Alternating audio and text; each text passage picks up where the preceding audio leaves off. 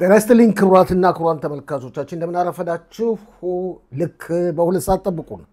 ብዛት ያላቸው ዜናዎች ትኩስ ዜናዎች ይጠብቁናል ዋናው ዜና እስራኤል በሊባኖስ በጋዛ የምትፈጽመው ጥቃት እንደቀጠለች ነው ትላንት ሌሊት በቤይሩት ውስጥ እንደገና አንድ የሂዝቦላ ድርጅት ከፍተኛ ባለስልጣን ተገድሏል አብሮቱም ሌሎች 3 ሽብር ፈጣሪዎች እንደተገደሉ ታውቋል ክቡራትና ክቡራን ተመልካቾቻችን ከዚህ በተጨማሪም በጋዛ የሚካሄደው ጦርነትም ቀጥሏል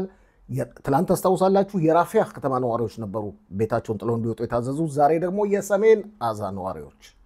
ይህ በዚህ እንዳለ ታጋቾችን ለማስለቀቅ የሚደረገው ድርድር ቀጥሏል እስራኤል በመጀመሪያው ቀን ድርድሩ በማለት ስምምነት ከተፈረመ 11 ታጋቾች መፈታት አለባቸው መለቀቅ አለባቸው ከሚለው ሐሳቧ